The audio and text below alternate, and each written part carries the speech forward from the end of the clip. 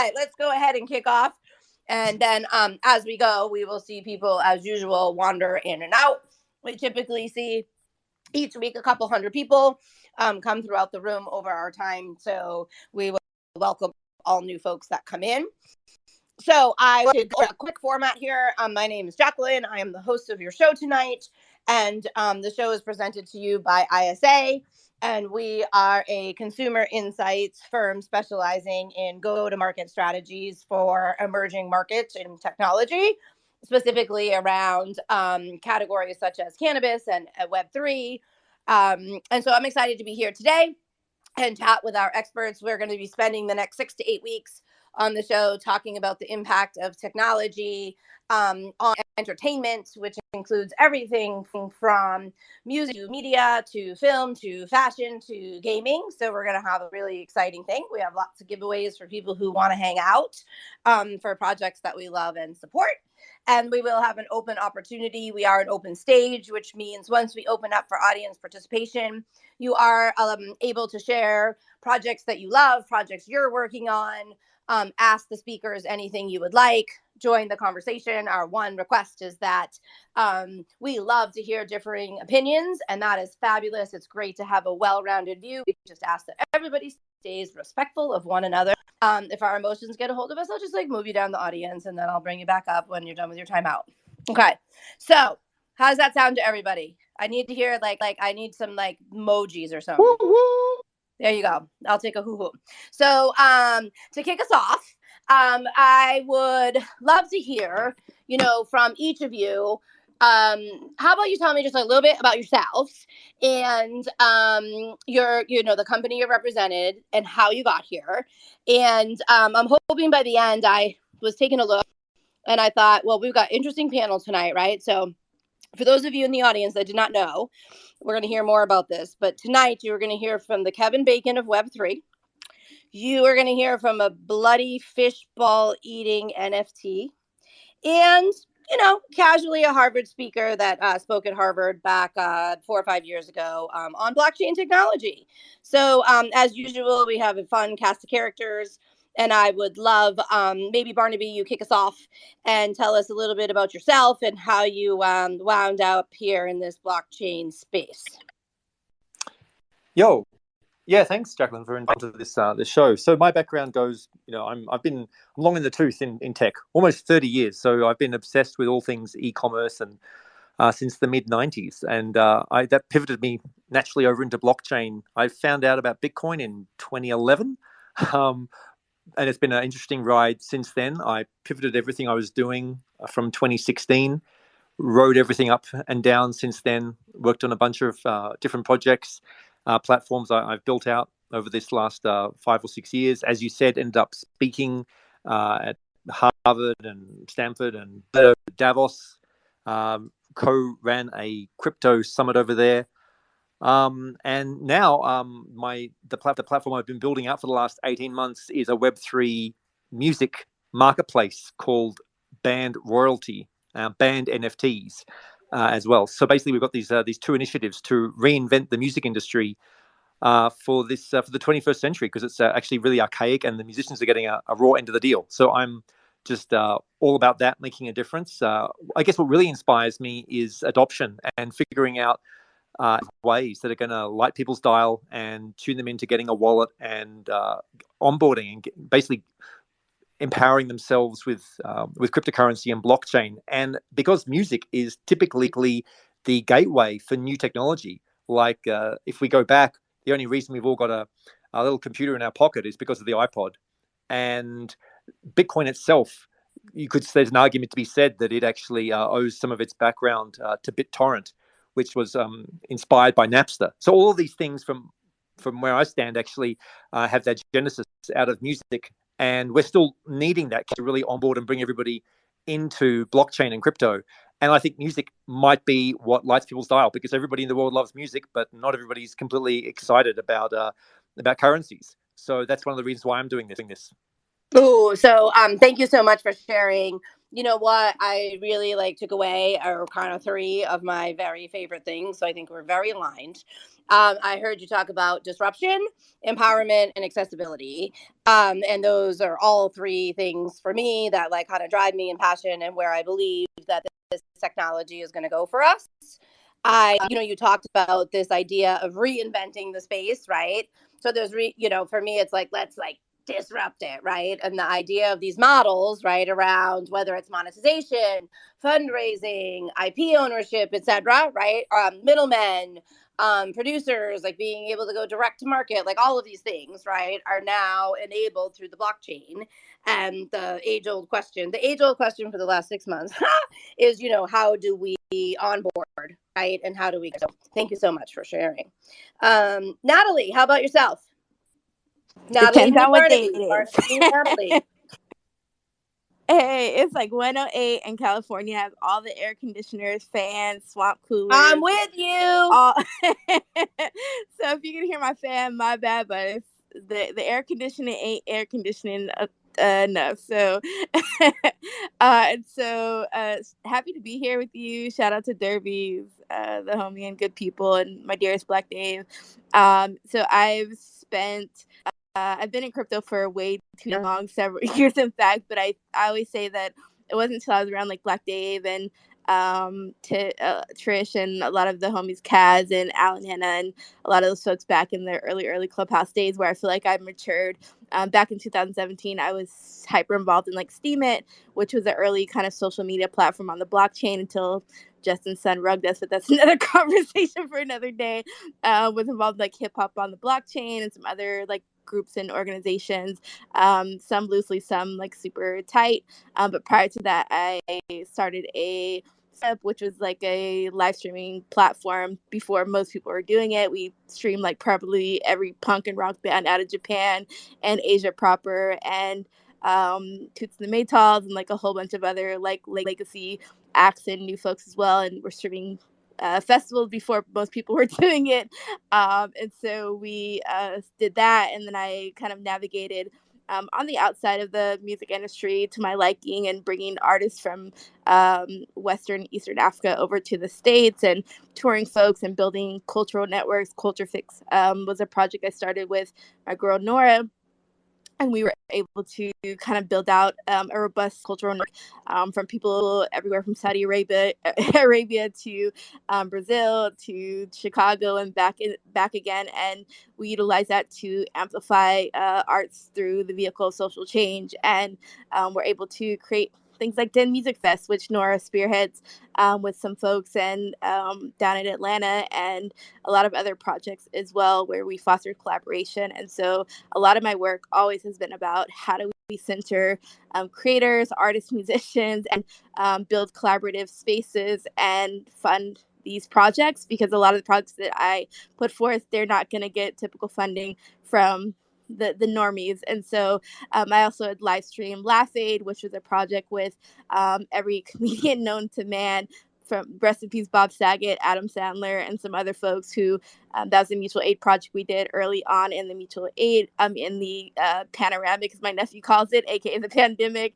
And that project, we were Emmy nominated for that project as well. And so I've been around spaceship Earth for a very long time, and building through arts and culture, and crypto has always been at the center of my work somehow, somewhere. And so currently, and I'll leave here as we get on to Black Dave and the rest of the crew, I spend a lot of time in DAOs at M Club, where we're grant funding and giving artists money, funding, resources, crypto to build the projects that they want to build without going through the traditional red tape. And so we're hosting workshops and a lot of other projects, and also I'm super involved in like Seed Club and Forefront and a lot of other DAOs and varying levels of participation. And so and stuff. And so that is it. I live and breathe Web3 and always educating and onboarding folks in a way that's sustainable and in alignment with our ethos here. So that is it. And I thank you, Derby, for the invite. Natalie, I'm so happy to have you here. And before I like move on, I just need to ask like what your connection here is with Kevin Bacon. Okay, so there's like a running joke, especially in the DAO space, that I'm the in a Web3, and somehow you either run into me, easy or Vandal, somewhere along the conversation, and so people were joking, and some of the DAOs I'm in, that I'm the Kevin Bacon of Web3, so I just put it because I think it's funny. So one of my favorite things about the show, right, is that we have an amazing group of folks that curate speakers. And then as I go to start, like, like learning about people if I don't know them, I love to read Twitter bios, and they're always funny. And so if you're down in the audience, you are still not done introducing the panel, please take a look like above you and below you, and you never know who's sitting next to you in this space. They may be someone who now you get to partner with or learn from or just have a good time with. So thank you so much. And now I will hey Derby, how about you? Are you cool? Like, you want to take over from here and introduce the rest of our guests and get the same info, and then we'll dive in after that so that we can talk about I'll give you a little precursor, but I still want to hear all the intros. But here's my precursor.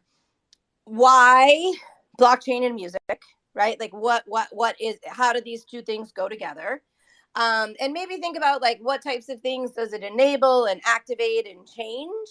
What are some of the benefits, accelerators, and maybe some of the challenges? I know that's a lot, but that gives you all a seed to plant. And Derby, I will turn it to you to make sure that we get to hear from all of our guests about their background. Amazing.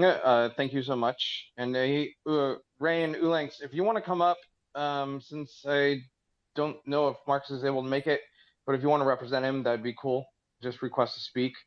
And a Black Dave, go ahead, man. You're one of the thought leaders in our beloved space. Come on up and introduce yourself. Tell us what you've been up to, and tell us what you're doing currently. Hey, hi, everyone.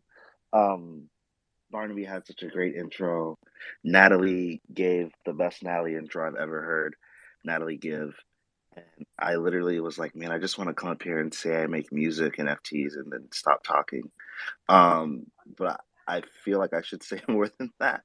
Um, I'm Black Dave. I've been making NFTs since December of 2020, and I've been a part of like a lot of the onboarding efforts, a lot of conversations with like different music platforms and people and influencers and blah blah blah.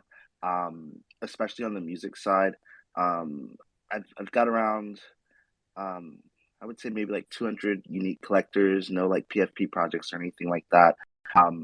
I have experimented with governance through my NFTs. I've experimented with service-based NFTs. I've experimented with the free mint meta that's happening right now. I'm a huge anime nerd. I am in Water and Music. I was featured in the first season's stream report. I did some interviews for season 1.5. I avoided season 2. I'm not a metaverse guy as much as a lot of people are, and yeah, I'm just pumped to be here. I'll pause there. Perfect. Thank you so much. I'm gonna kind of rush through this because we've got a lot of people, and I really want to get to the questions and the Q&A eventually with the audience, and let Jax come back in and take over. But Dominique, I know you're representing Little Bitcoin. 5-second funny story. I randomly discovered Little Bitcoin on Instagram one day, and the exact same day, in a group I'm in on Twitter, I happened to meet the PR person for them. And so it was a very random circumstance, and we just started talking, and here we are. So Dominic, if you want to explain the project, it's very fascinating to me. Yeah. First off, thanks everybody. Can y'all hear me? Sure can. All right, cool. I'm on AirPods. Sometimes it's tripping, but Dominique, give y'all a quick bio on me before I go into the project. I go by the production name Mitch Mula. I'm a multi-platinum producer, engineer, songwriter. Worked with artists from Lil Wayne to Juice WRLD, Yo Gotti, T-Pain, Burna Boy.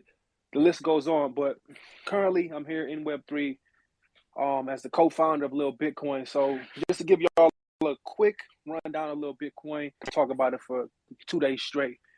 Lil Bitcoin is a decentralized avatar artist created by Satoshi, who we all know as the founder or alleged founder of blockchain, or not blockchain, but Bitcoin. Created by Satoshi to protect decentralization against a dark force called the FIOPS. Now, the FIOPS has a relationship with Lil Bitcoin like Neo in the Matrix.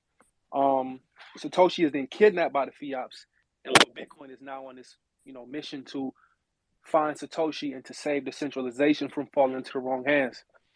Lil Bitcoin is a combination of all of our favorite shows and Drake, or you can plug in any, huge music artist that has major influence. So about the project, we did a few drops. We did a collab with Death Row on Crypto.com. Was probably our biggest drop to date, which did like 500,000 in 2 days. We did other drops with Nifty Gateway. We just recently did our chapter 1 on Crypto.com, which is, so the way we roll out our project is more, it's actually a comic instead of like a PFP. But we're planning on doing PFP, but first, to understand the PFP that you get, you got to understand the story. So we had chapter July 11th. Now, chapter 1 is literally a comic book. We have a comic book NFT that comes with the PDF. People that hold our early access passes, they get additional. They have they get the physical comic book. So it's literally, we go chapter by chapter. The next drop we do is chapter 2, which then you go to another part. I'll tell you a little bit about chapter 1. Chapter 1 is where Satoshi and his niece get together and they start creating. They basically launched Lil Bitcoin Live.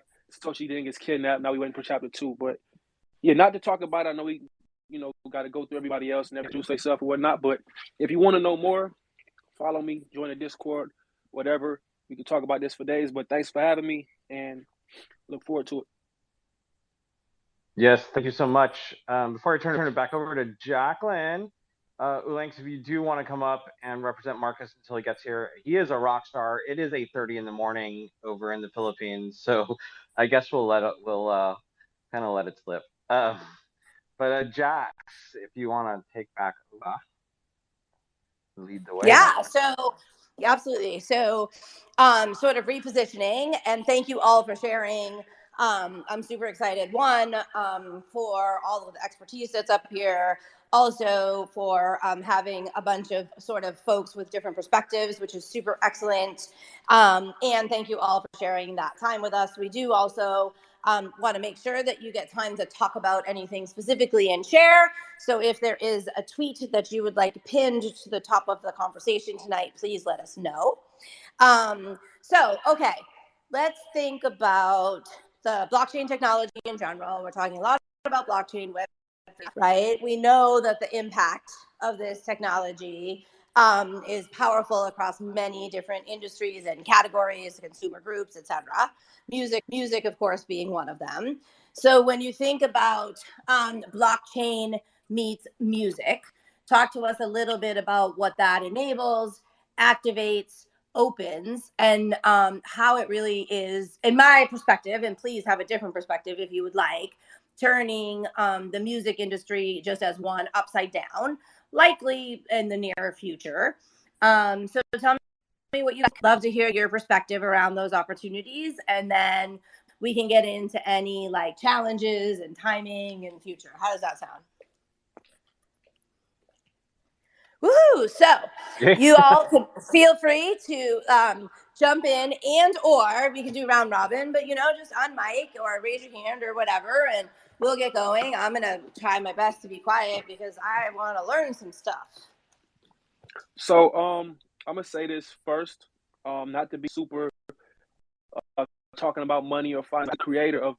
So we all love music. We're all here because of music, or we all love music at the end of the day. I think the first thing is blockchain payments for the creators of the music. Right now, anybody in here that's a part of the music industry or done anything in the industry or has worked with any labels, for example, you know how difficult it is to get a payment.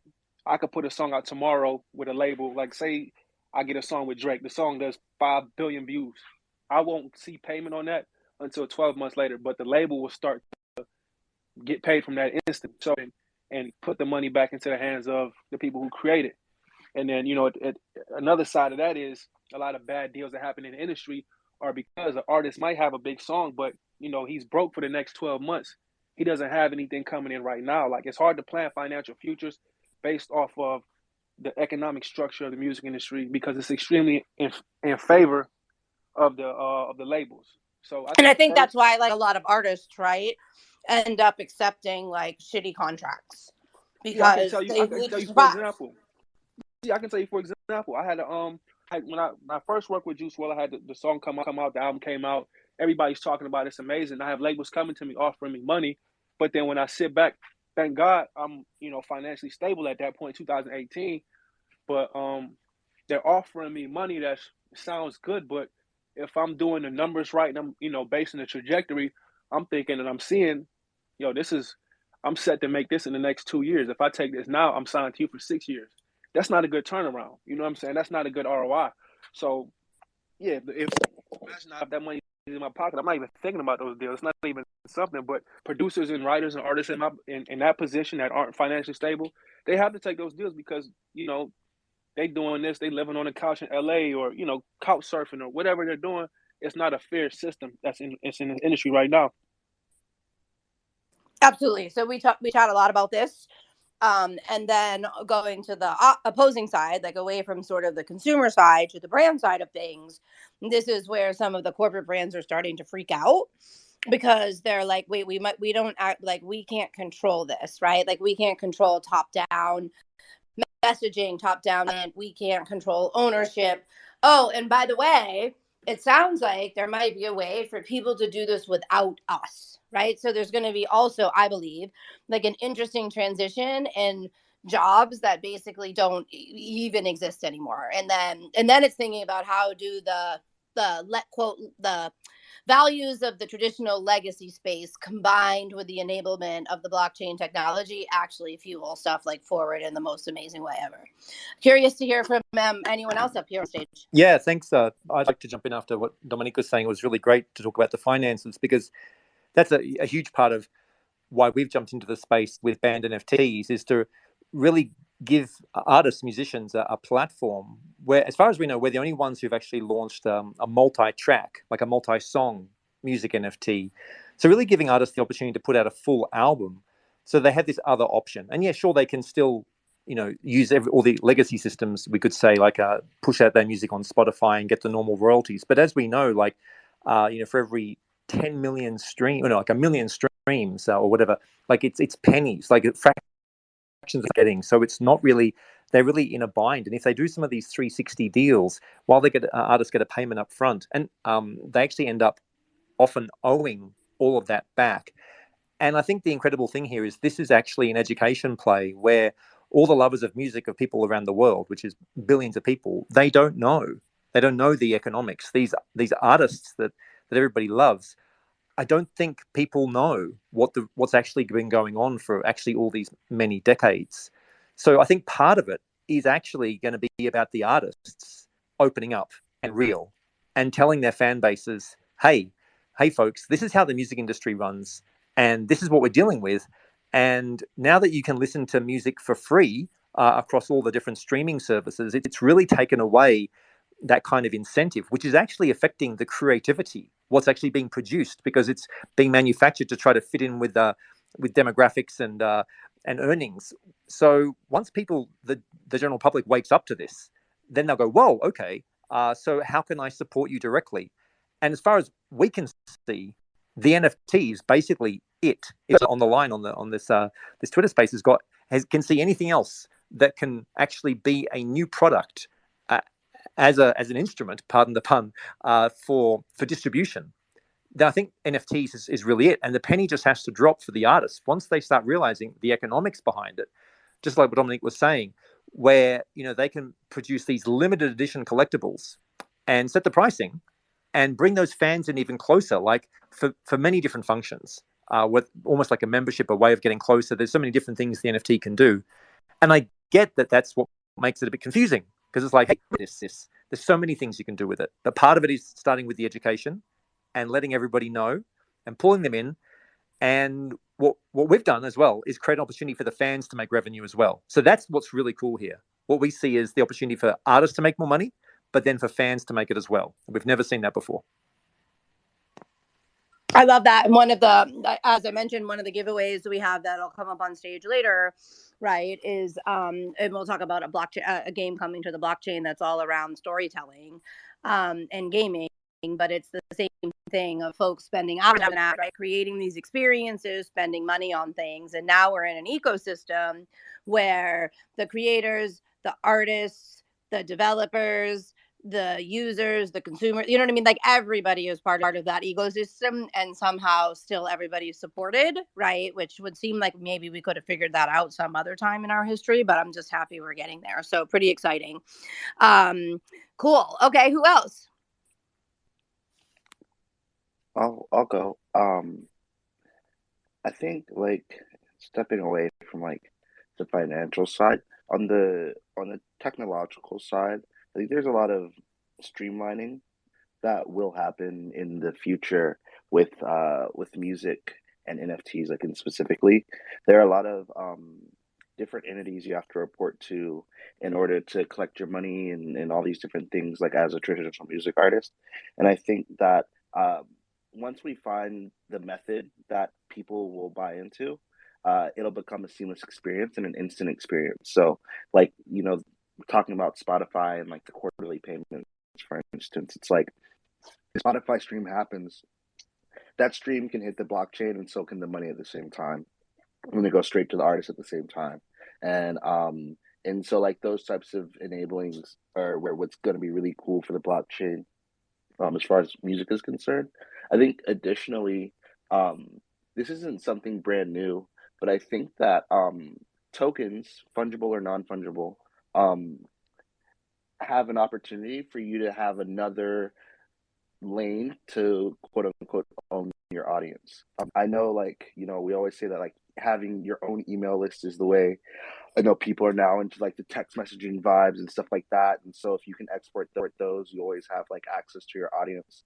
I think NFTs take that to another level because wallets are like super personal, even more personal, I would say, than like an email address because it's more like a wallet than it is like an email address. And so having that access and sort of like community ownership or actually just community recognition where you can reference people who have your tokens and use that as some sort of really useful.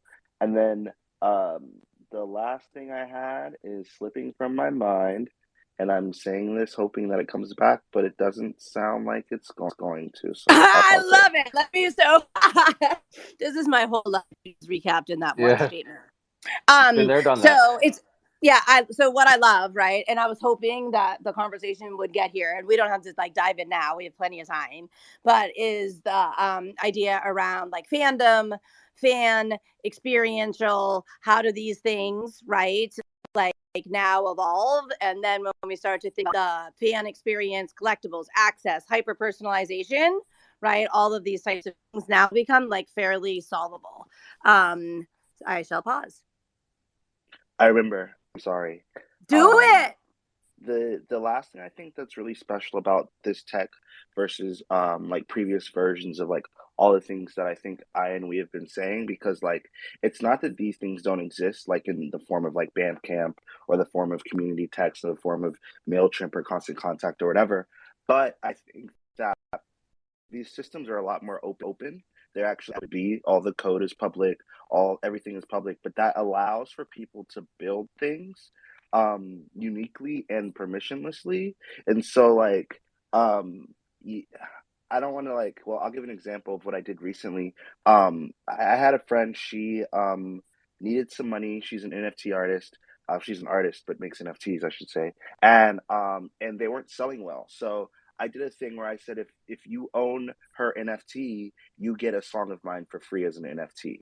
And I didn't have to ask her. I didn't ask her. I just told her I was doing it. I didn't have to ask her. And that's just like one form of the types of things you can enable in this space. And of course, you can use the tech to enable your own experiences. But for as much as I hate people, I also love helping people. So. And I'm curious, just like for purposes of me playing antagonistic host, do you think that there's any downside to that same thing? So it enables all of the things you said. Do you think there's anything that it does detract from? And your answer may be no. Just curious. I think The main thing is that it's too clunky. It's too hard to figure out. Um, Trying to explain to people why they need to use Web3 to do things that they already do in real life is really hard. Trying to find the unique proposition that fans actually care about is the real journey. Um, Everyone, and this will probably happen in this room as well, and this is not like a knock, but anyone who exists in Web3, especially on the artist side, all we talk about is empowering artists and giving artists more money and giving artists more freedom and doing this and doing that for artists. No one talks about how to improve the fan experience. You'll see the royalty conversation normally, and that's pretty much the only thing you ever get. And so I think a lot more people should be shifting their focus to what fans want, because I think that the what artists want side is already built out enough. I like, there's no way, one, I could disagree with you. And then two, it's like, what I do for a living is help people to understand their audience and connect with them. So you've got my vote absolutely on that. So we've heard about financial, right? We've heard about fan experience, connecting with fans. Curious what else as we think about technology, music, the future. And I'd love to also hear y'all's perception on y'all. Now I'm from the South. Okay. Y'all's perception on timing, right? So if you're a artist like just now entering the space, like, does it make sense to even pursue the traditional route, or you go this route, or is something going to disappear and this is the only thing? I'm just curious what you guys think in terms of just like future projections. So I think for artists entering, let's say if you're a music artist, for example, and you're trying to figure out whether to do Web 2 or Web 3, I say do both.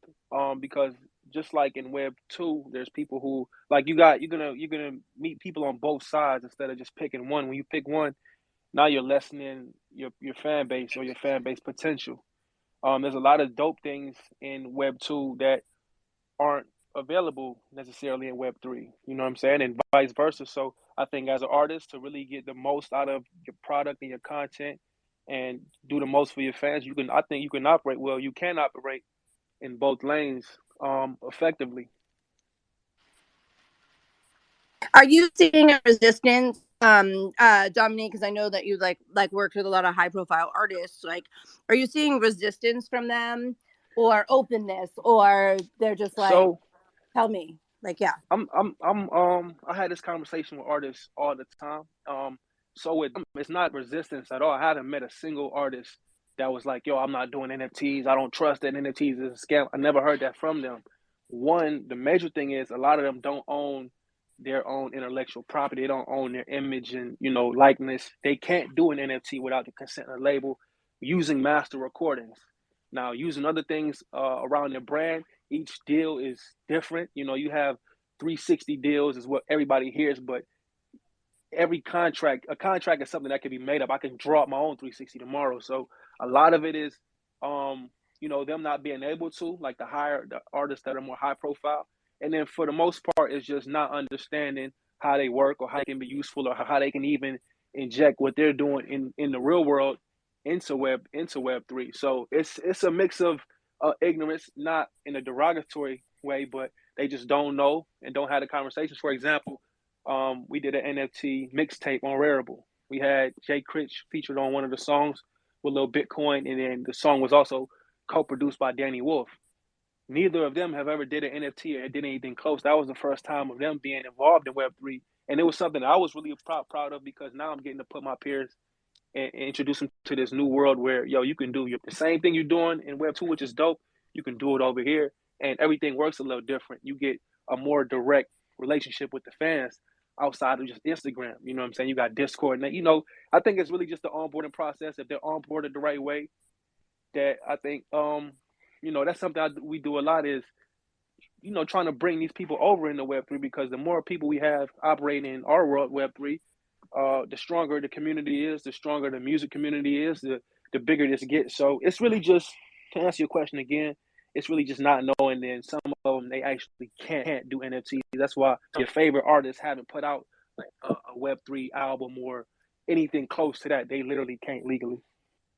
Yeah, interesting, because you mentioned, right? You said like that you literally haven't met like an artist that's resistant, and we see in like other spaces, like for example in gaming, right? Like we literally like people are like want to chop our heads off because they think that like with a specific project we're gonna like ruin gaming forever, right? And so you can see a lot of resistance within like certain communities in order to adopt. But here we have, as it relates to like the fans, the artists, etc. Everybody is open. We don't necessarily have that friction point, but what we now have is the accessibility and onboarding friction point, right? Is so good, great. Nobody's really against it. So we're not having to spend half of our life proving that we're not like destroying people's lives. Cool. Now, how do we get people to get it? How do we get people to get access? How do we get people connected to where they get to network with the people that can help, etc. So we've now talked, just to like recap a little bit, about fandom, experience, collectibles, financing, access, ownership. We've talked a little bit about challenges. I think it's just getting up on time, which is exciting, where we can open up and anybody down in the audience is able to come up here and share, ask questions, add to the conversation, let us know your perspective. Also, do want to remind you that in the second half here tonight, that we will be inviting some folks to the stage who are here to offer some giveaways, which is exciting. And then at the end of the show, Ms. Gina announces our ETH winner. So please invite your friends for the last here 45 minutes or so of open discussion, so that we can share as much as possible. And it's so easy just to click that round button in the bottom right hand corner. Also, I will say this at the end if I remember, but I don't even know actually if the people who work for me know this. So I agreed to host another show weekly on Thursdays at, oh, look at them, they're like, this is funny, real funny. Okay, at 4, it's the Glimmering's fault. So at 4 p.m. Pacific Standard Time. So in addition to our weekly show Tuesday night at 5 p.m. to 6:30 p.m. Pacific Standard Time, where we have like sort of chunks of categories and topics. We also will be adding an additional show, which is on Thursdays at 4 o'clock. And we're going to be focused a lot on general education, onboarding, and so that will be running. And then thirdly, so yeah, if you are in the cannabis space and interested in understanding the connection between crypto and cannabis, and just cannabis in general, ISA, we also run a weekly CannaFact Friday show with a host by the name of Adriana and a partner, David Palachuk, who wrote the first book on cannabis branding, and that is on LinkedIn. So if you are here to learn, there are plenty of places, and we welcome you to come, listen, join, and talk. So as we get ready to wrap up, I'd love to kind of hear from those of you on stage, like what do you like think, like from a timing perspective, like do you like, is there some sort of quote like future state that you can see? If you think it's like phasing, like what do you think will happen first? Do you think it'll like accelerate really fast and pull back? Will it be more, indie type stuff coming to fruition, and then, sort of the mega stuff follows? Want to hear it all. Now I'm pausing because I need water.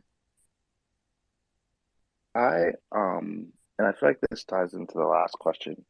Um, I think so. When I got started in NFTs, I was maybe like a year into quote unquote seriously making music. I've been making music for many, many years, but just like this current iteration of the artist that I am, I was about a year in. And the traditional side of music is very, very costly, is filled with people who want to take advantage of you, has many, many, many more losers than winners. When I entered Web3, I can't say that I found like people who are diehard fans of like the brand or diehard fans of the music itself or anything like that. But I have been able to create opportunities for myself here that I don't think I ever would have been able, not ever, but it would have taken me many, many more moons to create on the other side. I've performed at South by Southwest this year. I performed in New York City this year. Um, those things are the types of things that don't happen to you for a while as an artist.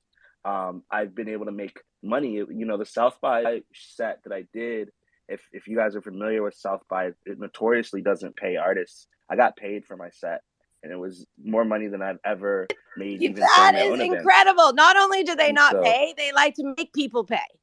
yeah, yeah. So like, Fuck yeah, dude. Yes, I love it. so like, I I think like I don't know if I would say that like it makes more sense to like go both ways or go on the traditional side first or go into Web3 first. But I will say that my experience in the future that I'm trying to create for myself is Web3 first, and then I'm gonna use the money that I make in Web3 because when I saw that someone was gonna pay $2 million for a picture of a monkey, I realized how much money existed here. Like I realized that I have an opportunity to create the funds for myself, to create the opportunities for myself on the traditional music side. And also, I think something that's very under talked about and underseen in three is how many artists don't want to actually be like big artists. They just want to make the money doing the thing that they like to do. They don't really need to be well known. They don't want to go on too many stages. They just want to make art, sell the art, and stay at home, kind of like an artist who would like get a lot of syncs as opposed to playing a lot of shows. There are a lot of artists in Web3 like that, and a lot of the artists who are doing well in Web3 are exactly like that. They're much more focused on making the money and being able to continue to make art as opposed to trying to capture like the masses. You won't hear a lot of Web3 artists say that they want to be the biggest artist in the world. You'll hear a lot of Web3 artists say that they want to live like a healthy creative life. And so I think that's worth thinking about and talking about as well. Love that. Yeah, that's amazing. Jax, if you want to give me a second, Ulanx, or my friend Rain down there, who represents Marcus, aka Punk Zappa, and his NFT journey, is down there, and he hasn't had a chance to speak. So, Ulanx, if you want to just introduce yourself, introduce the project, and then they are also being gracious enough to give away one of the Punk Zappa's NFTs tonight. It's a party. Hell yeah! Hell yeah! Gold stars and prizes. Yes, cool. I'm gonna go on mute and I'm gonna listen and learn, and I hope I win. No, I'm just kidding. I'm excluded. Yeah, I'm Ulan X from Giggle X, one representing Pangzapa, aka Marcus Adoro of the Eraser Heads. He'll be coming in soon for sure. I'll just wait a bit. We're waiting in the other side of the world. It's early morning there, but he'll be in. Yeah, about Pangzapa, it's his first NFT project wherein the art that he did were created during the time of COVID. So when COVID hit, he was able to find time to do his other passion, which is visual arts. So he started to paint over um, this Esquire magazine cover of them as Eraserheads, and then eventually created like different variations of that cover, and then that became the NFTs. And now we felt that that series called Eraserheads Cover Series will be a good Genesis project for Punk Zappa, and that will somehow become the OG trying to push in the market. And as I've heard earlier about NFTs, uh, creating utilities for NFTs, we felt that NFT is a very good vehicle for for reaching fans and giving them value along the way. We may have like basic utilities in the NFT, but just because of his fan reach, you'll be able to deliver other means of entertainment, uh, or other utilities like NFTs, and most especially we're looking at uh, we're we're creating utility in real life, wherein we are going to share some of his memorabilia, like his vacation house, his legendary houses, wherein an NFT holder can get there and use the place and have vacation and surf with him, something like that. And we felt that we can develop more utilities along the way.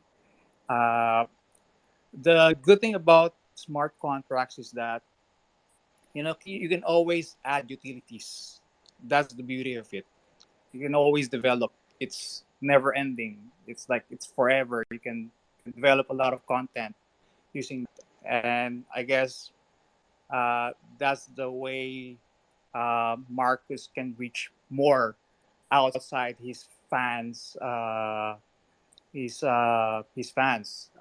because his music fans are, you know, mostly are from pre-Web3 world.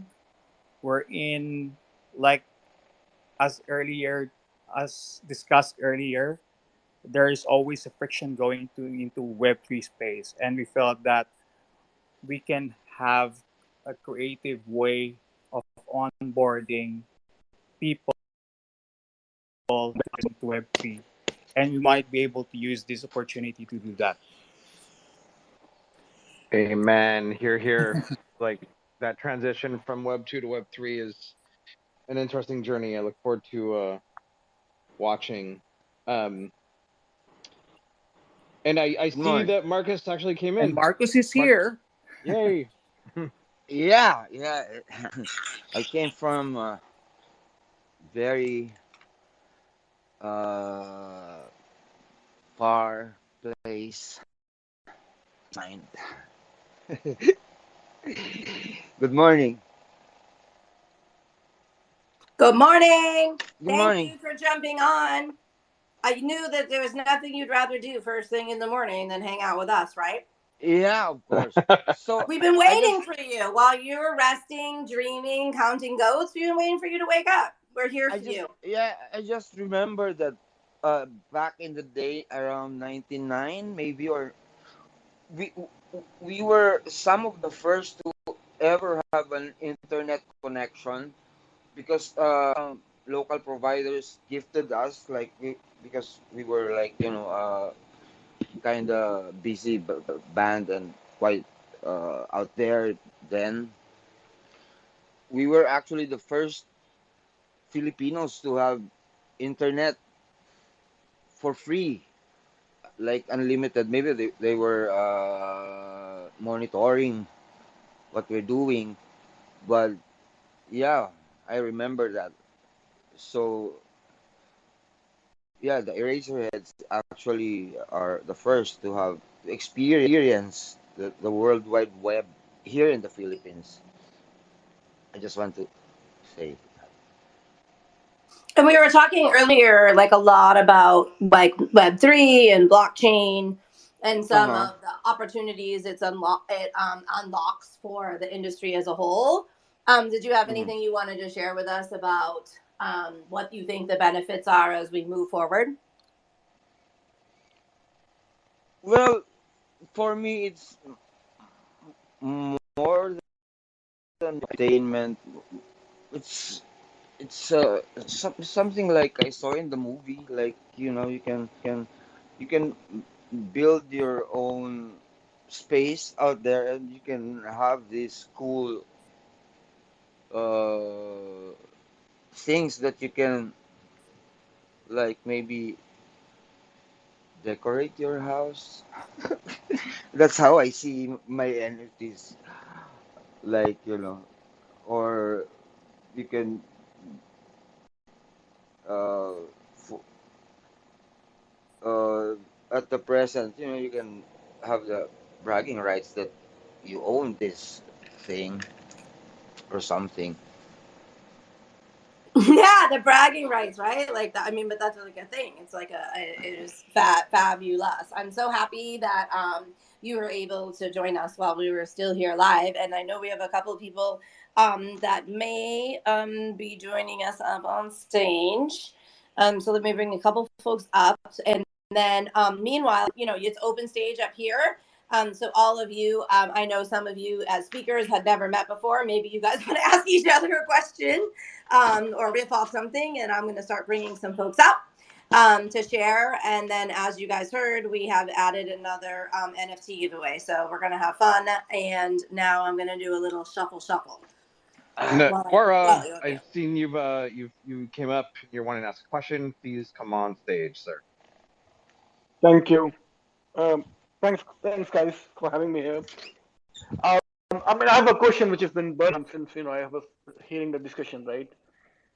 Uh, and that's a two-sided question actually, right? So one of the gentlemen talked about how NFT or how artists are not coming on the Web3 space because of legal issues, because they can't really represent themselves, because of the art and things like that. So you just wanted to maybe deep dive on that a little bit and understand. Are we talking about the art or the music that they have created earlier, or is that new art as well? What kind of a license restrictions that these guys have? And a joint question, or a related question to that is that how are we, or how's the ecosystem, people who have been in this space for long, how are they looking to crack the distribution part of it, right? So I as somebody said, right, that the building or creating the music NFT tech is pretty much figured out, right? The whole licensing, royalties, fans, token gated ecosystem is all figured out, right? But how do you, if somebody comes in and creates a new music, how do you essentially give him enough distribution, enough eyeballs for them to essentially make it worthwhile? So kind of like a related question, but two different topics. It's definitely like one of the big, there's actually kind of, in my opinion, like a small gap still. Like, even though like making an NFT, putting your music out there, making a collection, obviously using regular social media, like for the artist, the creator, it's all there, right? The part that does need like some smoothing out though is just the access. Like if you go on Spotify, right, like you can watch an ad, you can pay a subscription, you can listen to some music, right? But artists, I mean, Spotify is not exactly the only place in town where artists are putting their music. There's also, SoundCloud or maybe Reverb Nation, right? So at the end of the day, it seems like there just needs to be some basic fundamental way for an app to maybe access, like, people could register, right? Hey, I have music. It's an NFT. This is my wallet address. I would love for people to pay, play my music, right, and listen to me. And it's kind of interesting because there does need to be some slightly, I don't know what to call it. If it's like automated or if it's just really, maybe there's going to be multiple platforms that do the same thing, but it does need to get a little bit easier for like regular people to just simply listen to some music, right? And then on the back end, there can be NFTs, artists creating type of on-chain token distribution. But I will say that's the part that is kind of hard. It's like people can definitely sell their music, and I think that that's actually a huge opportunity, because if you take like 10,000 listens, you might get 10 or 20 bucks. But if you only sell one NFT for 10 bucks, you're actually doing a lot better. So I feel like there's a lot of room and a lot of places for artists to really just also crunch some like kind of financial numbers and realize that you can also like target a smaller audience with NFT. be able to even just offer them something to your audience that's going to be a more value to you and them, right? But yeah, I think the royalty thing gets a little tricky. It needs some type of, Mm-hmm. it needs a little bit of help, you know? I still Oh, go you ahead, got it, Black Dave. Natalie. You're gonna Nope, say the nope, nope, same nope, thing. nope, I know. nope, nope, nope, nope. You go. No, go. I think there are there are a lot of these ecosystems sort of built out and building out. Um, Something that's and a lot of people sleep on like Emanate, which is like the streaming platform. More distribution than streaming, but also both. That pays out pretty well. It allows for people to easily listen to music that's uploaded, like for like the blockchain and for normal consumption. Something I said at the beginning, I think of the very, very first question. I was talking about how simple it is to build on top of things simple. It's not simple. How it's possible to build on top of things. There are a handful of players out that exist as apps on your phone that you can listen to. They, excuse me, I'm sorry, I just choked and died, and I'm back. There are like platforms that exist that pretty much scan the blockchain for audio-based metadata, and then we'll put them into a player based on that metadata. Future Tape is one that I love. It's created by the founder of Hype Machine. For anyone who's comes from like the blog era of music, you would know Hype Machine really well. There's Spinamp, which is another great one. I think has its own special place. There's a platform out of Korea called Ulala that I'm just learning about. Um, that's also doing the same thing. And what these platforms do is like Spinamp and Future Tape, for instance, they scan catalog, they scan sound, and they both scan Nina on Solana, and they pretty much will load up all the music NFTs on that platform.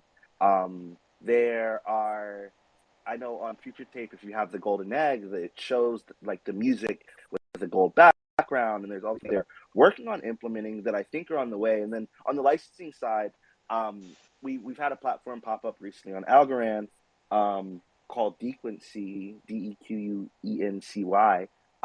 and it's essentially licensing with like commercial right verification through the blockchain. So if you own the NFT that says you have the rights to something, then that's pretty much the vibe. And then artists individually have been giving that right out as well. If you own the NFT, you're able to use this work in your work, and that's part of why Bored Ape Yacht Club is even a thing right now, is because they did that with their project. Okay, I'm done.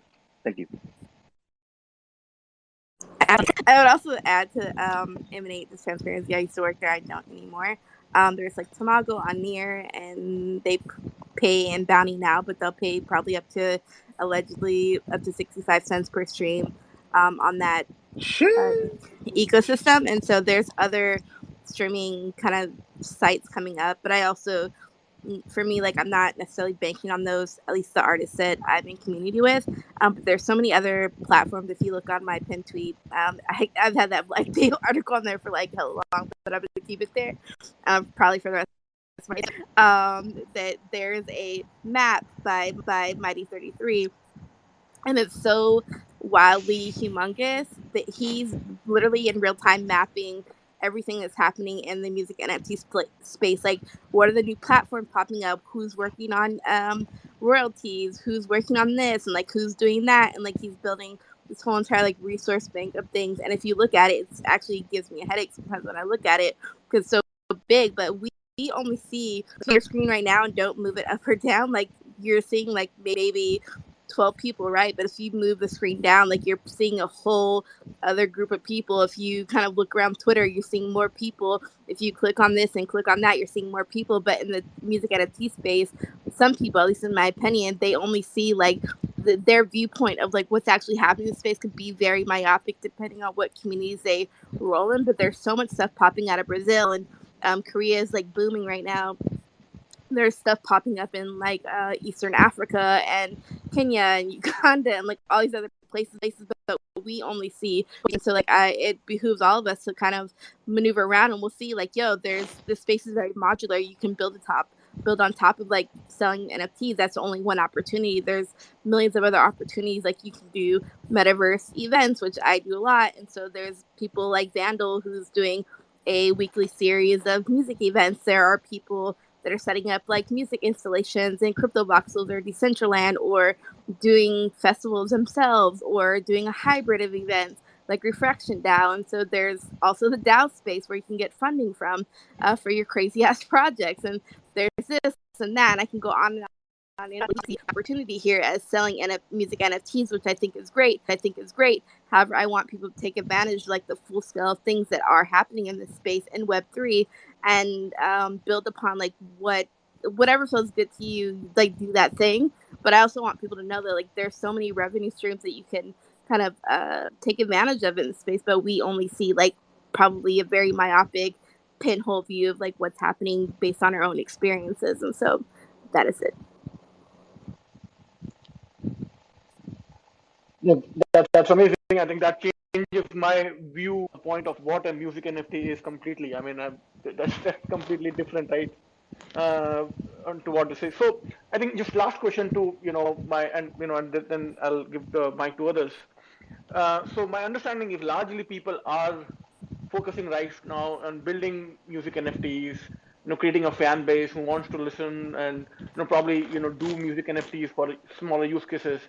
Is anyone working on, let's say, using music NFTs as more of a fundraising effort, right, to build music, which then can be probably licensed. The NFT owners become essentially get revenue stream, if you will, right, or revenue, part of the revenue that that particular music or that particular album will essentially earn, right? Is somebody working on that? Is that a viable option or a way, or is there some legal challenges for doing that? Definitely legal challenges. I think that's the first the first thing that you'll run into when so when it comes to like talking about securities, um the sort of skirt past like being a security because there's no performance based profit. But if you start to say, hey, when this song does well, you make money based on how well this song does, it quite easily becomes security. And so it's been really tough to find ways to either work around that or to partner with the government who would rather regulate Bitcoin than keep it open, crypto and NFTs. I mean, it becomes really tough. There are people who are using NFTs for, or using like fundraising as a method. Tons and tons of folks have used Mirror.xyz to fund. Mirror is essentially like a blogging platform that has some built-in NFT features, and the posts themselves are actually NFTs. So some of the homies have raised anywhere from $100,000 to $300,000, even less, to make their albums. I think in the rap music space, the big one we talk about is Ibn and Glor, um, from Chicago. He raised 20 Ethereum. It took him a while to do it, but he created a DAO around the album itself. And I think that the treasury for the DAO is going to be based on the money that he makes through the album sales themselves, but the money allows him to finish the album, to shoot music videos, to do marketing, to do promotion, et cetera, et cetera. And so there are things popping up. I think another thing too is like Natalie was talking earlier about some of the DAOs that she's in, and DAOs give grants, and sometimes those grants sort of can come with the same kind of thing where it's like, okay, I'm going to give you a grant, tokenize this. We want a percentage of the tokens or whatever it is. And so there are all sorts of opportunities I think that are popping up. On the royalty side, I know a lot of people look at Royal .io as like the front runner in it. One thing that's interesting about Royal, I think, is they try to like avoid even saying that they're selling music or selling royalties per se. It's interesting. They like created a club, and it's like if you're a member of this club, when this person makes money, they just give a percent to everybody involved in it.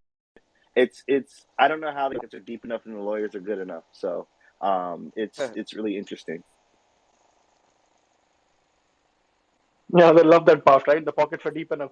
Yeah, I mean, there is, I mean, definitely an opportunity, right? So I've seen a startup doing, tokenized safe, right, which is essentially for raising equity, right? So you do safe, based, seed rounds or pre-seed rounds, using safe contracts all the time, right? Y Combinator, essentially made them pretty popular, but how, they're essentially taking that entire, uh, you know, use and essentially doing a tokenization, right? There's another startup called Homebase, right, which is essentially working on the entire legal framework of tokenizing, the home ownership, right? From and essentially gonna make money from renting, and taking the legal process. So I'm sure, right? There is somebody who's gonna do, figure out, because you do have royalties, which, I mean, people can essentially buy music, and essentially be the owner of that music for the period of time, right? There is a legal framework to that. I think there's a big opportunity to try and figure out how do you tokenize that, in some manner, right? And I think, yeah, interesting times. I'll share a little bit. It's Barnaby here. What we've done over at Band Royalty, and because we started off actually buying a royalty catalog of some major names like Beyonce, Jay-Z, Justin Timberlake, about 58 top tier artists. That's how we kicked everything off, and the first set of our NFTs gave you access to earn from that royalty catalog, and so we're going to keep on growing that catalog, and we're interested in buying more rights to then make those earnings available. But we had to bring in our legal teams from multiple countries to basically give us this strategy, which could actually be used potentially by anybody. That's why I'm sharing this, is that how we pay out is actually in our platform governance token. You can't buy the governance token. And so we did this as a strategy to essentially what Black Dave was just talking about the securities, etc. So by paying out in the governance token, buy, but then it does have a value, and then the earnings that we take from the royalty catalog, we use that as the liquidity to back those governance tokens. So it's an interesting structure that does enable it to not be a security as per our legal advice. And so we can keep on growing a royalty catalog, keep on paying out the earnings that come through back up the tokens. So that's one half of our operation. And then we're interested in exploring on the band NFT side, where artists are launching NFTs. It'll be, I think this is such an exciting time, and there's many ways to attack this, to open it up. And it's a fertile ground for creativity. It's great we're all talking about it. That's amazing. And sorry, I missed a part where you said, how do somebody earn a governance token? So if you can buy it, right? How do you get a governance token? What's the method of getting that token? Well, through staking the NFTs, you buy the NFTs, okay, you stake them, and then quarterly you earn on them. That's how we've structured it. And just sharing this as our other ideas for people to consider. Gotcha. No, yeah, no, I know that's a pretty popular one in Solana space as well, where I'm pretty active. So, but is that, I mean, in that case, doesn't the NFT becomes a security because you're essentially buying the NFT, and if you're putting like liquidity on that token, I mean, doesn't NFT becomes the security in that case? Not as our legal team has structured it with us. Oh, so no. Interesting. Okay. Yeah. Thank you. I could see that. Yeah, we really encourage everybody to come up and ask questions. This is a good time to get a couple questions in with some of the leaders in the space. And yeah, so come on up and ask away. I know there's some brilliant minds down there. I know some of you people. Come on up. Absolutely. So we've got about like 5 minutes left, and then we're going to, or maybe like 3 minutes or whatever, a couple more questions, and then we're going to hear from the glimmering, given the fact that we are in the space of talk a little bit about the glimmering, very related to what we're talking about here with onboarding, accessibility, storytelling, equity as it relates to our artists and creators. And then we will have some giveaways. Gina will do her giveaway, and then we will have our guest giveaways, and then we will close up for the night. So please don't be shy. Come on up. You still have a couple minutes. I've got a question for everybody except Natalie because we've talked about it already.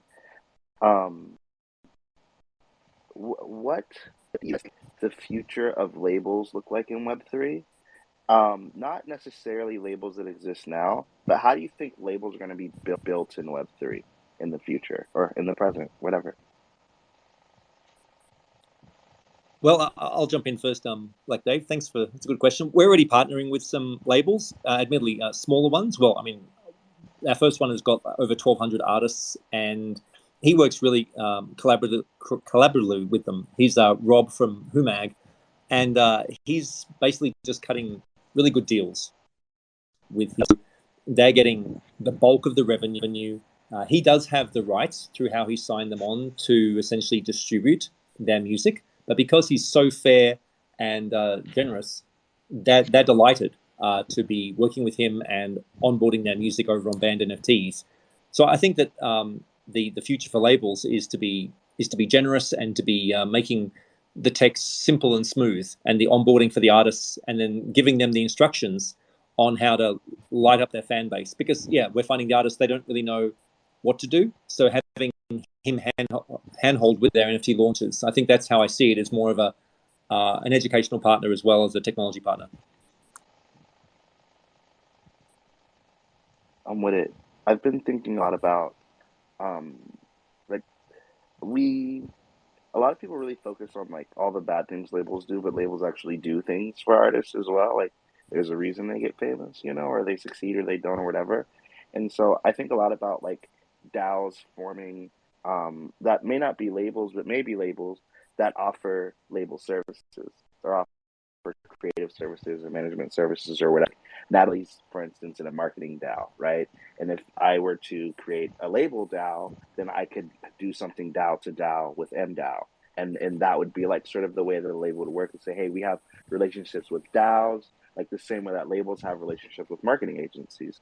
And I think that it's going to be really interesting. I've been, even on my end, if like a label DAO were to consider approaching me, I think I would have an idea of what I would want.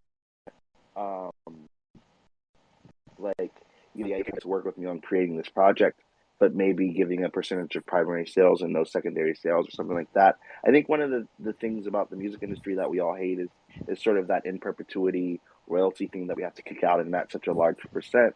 And I think that there's so much money to that we stand to make, at least in this phase of NFTs, that I wonder if labels or organizations, DAOs, whatever they want to be called, would be interested in that sort of thing. So I guess just to fill in that space of time as well, that was my one question.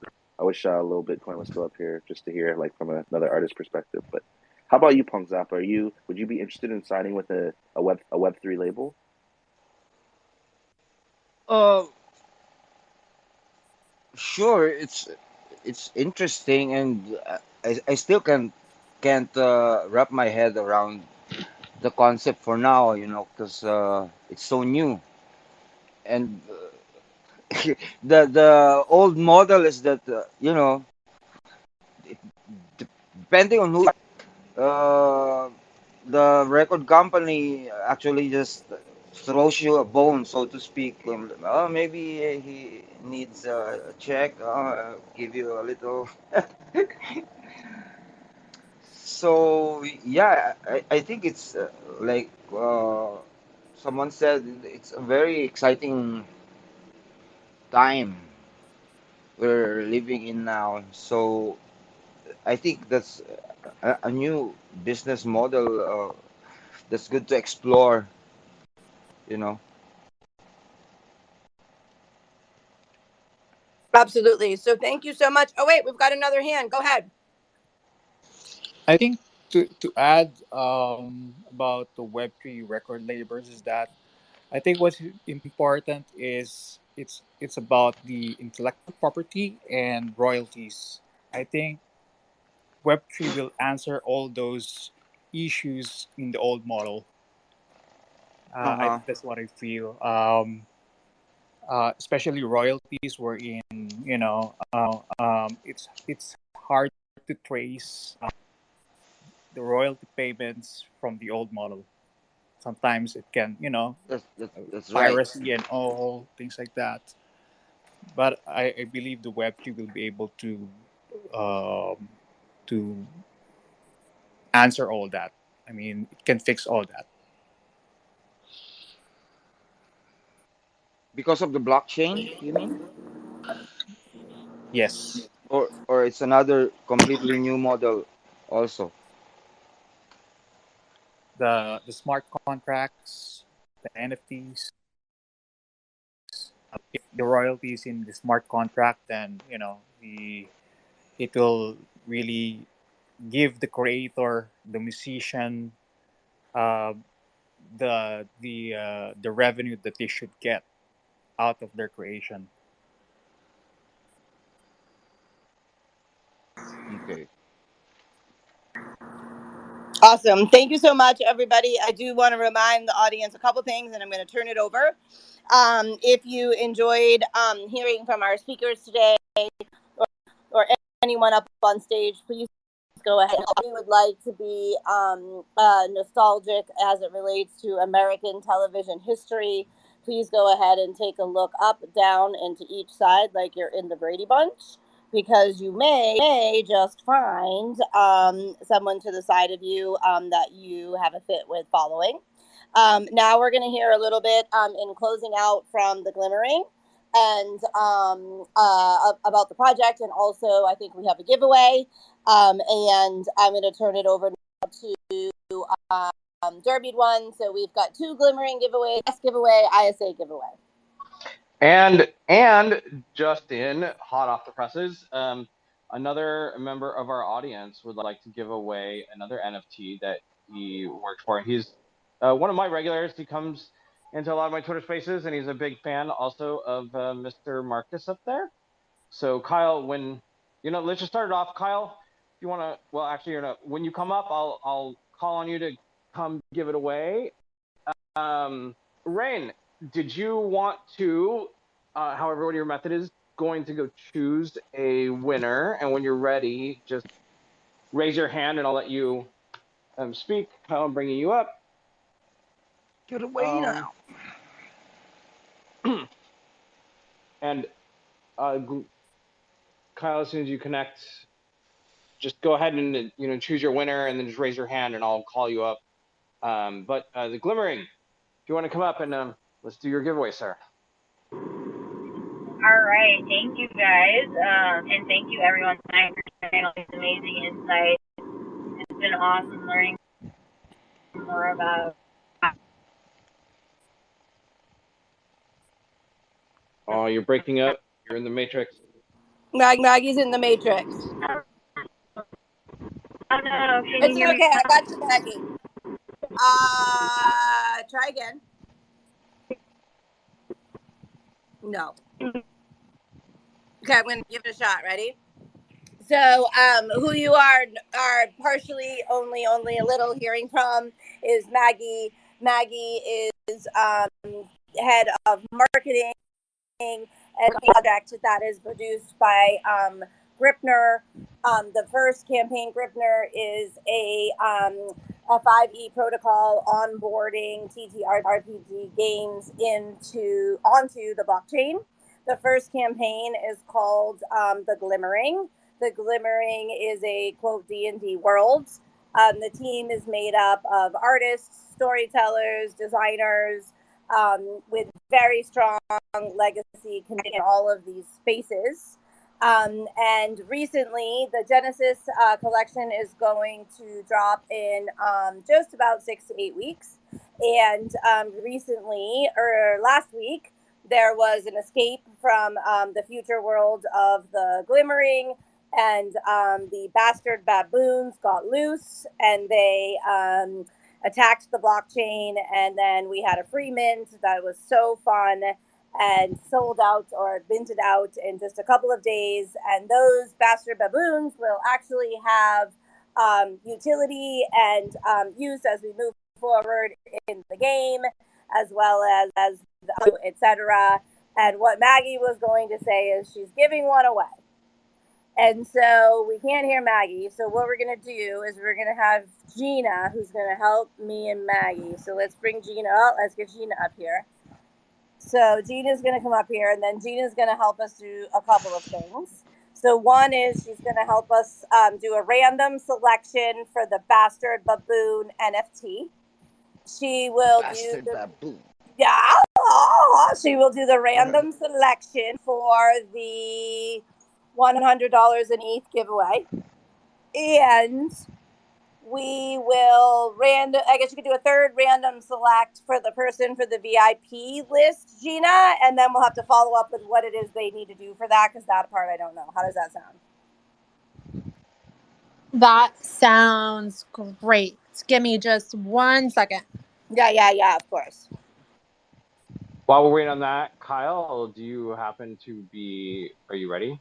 Yeah, You know who your winner is? I'm ready. Thanks for having me up here. Excited to give away an NFT. So, Octoheads is releasing entirely new art on Friday for free for all of the holders. And we're doing a big Twitter space. It's going to be 12 hours long on Saturday to celebrate everything. We got a bunch of different co-hosts and things to talk about. So before that all happens, and while the floor price is still, pretty low, these NFTs go for like $20 each, but originally minted for like $200. It's been like a year, so we're trying to revamp the project. Octoheads Reloaded, and the way I'd like to see is I'm just gonna keep scrolling through the audience, and the first person to put up a green heart is who I'm gonna send it to. So whoever puts up a green, Maliksi. Yeah. So okay, all right, there we go.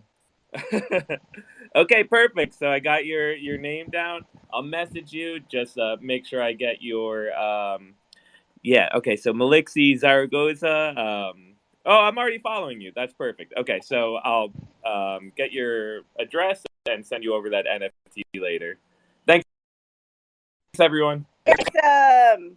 Thank you, Kyle. Thanks, dude. Love it. Okay, how are we doing, Gina? Okay, I am ready. I was just scrolling through the glimmering because I do not remember the rules for getting on the allow list. So what I was thinking is what we'll do is we'll select the person, right, who has the ability to do it, and then we'll contact them. And then we can do the ETH giveaway, the baboon giveaway, and then we'll select the person who's eligible for the VIP list and follow up via DM. Cool. Okay. So the winner of the Bastard Baboon is well, I like this one because it's Gigi Group, and that's my name. So yeah. Gigi Group. So congratulations. If you want to DM me, we'll get you set up with that. Oh my goodness. Sorry, my dog's jumping at me. The winner of the $100 in ETH is another one I'm excited about because this is a good friend of ours. That's Petra. Woo! So congratulations, Petra. Woo! Petra's cleaning up around here. I know. I mean, I guess that's what happens to be when loyal. Exactly what I was going to say. Yep. And then the winner of the VIP spot is Noya at Nova D Cares. So Nova D Cares. Oh, wait, that's funny. I like that. We care. Oh, I feel bad. Should we not? No, I'm just kidding. I love it.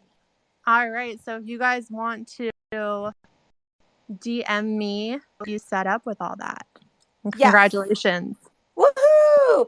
And feel free to brag to all your friends that you did fun things and won cool prizes. And please come back. We will be here, of course, every Tuesday night, 5 p.m. Pacific Standard Time, every Thursday at 4 p.m. Pacific Standard Time Our Thursday nights is a countdown to a Genesis release. We did several months of blockchain game topics on the show, and we will have all kinds of cool like guest speakers and giveaways and updates around the Glimmering project and just general collaboration and hoodlum creating experiences. And I Wait, think we have one more giveaway. do it. Rain for Punk Zappa. Hi. Yeah. Oh. In behalf of Pang Zappa, just a sign of thanks to all who's here. We're giving away one fishbowl type NFT of Marcus Adora. Yeah, cool. And the first one who gives me will get the giveaway. Oh, found one. That's Gorav. Congratulations, Gorav. So just DM Give me. give it away now. So just DM me and then we can coordinate there. Thanks so much. Thanks for Glimmering, having I us. see you down there as requested, but it's not letting me get you. Congratulations! Hey guys, I'm going to throw in something too. Wait, there's more. There's more. I'll give $100 of our royalty tokens as well. The first one to DM me, just to make it easy with their wallet. There we go, everyone. Great show. Thanks, everyone. Awesome. Look at that. You don't know what you're going to get when you come to our space. Like, we're like know. 5 unplanned giveaways. Well, not Love 5, it. but, you know, a bunch. So fun. So fun. Yeah, it's so awesome. Awesome. Thank you very much. Thank you so much to our speakers. People are literally joining us on this panel from all around the world, and people are waking up at crazy hours. We've had people like at 1 a.m., 2 a.m., 3 a.m. Coming to hang out with us. So come back again. And I hope that you learned something new tonight and potentially made a new friend or a new collaborator. And I look forward to seeing you all very soon. Have a great night. Next week, we got some big guests. Including the creator of Baby Groot, who turned into a full-time NFT artist. Come back 5 p.m. next week. Woo! Have a good night or day or afternoon or whatever. Bye now. All the above. Peace.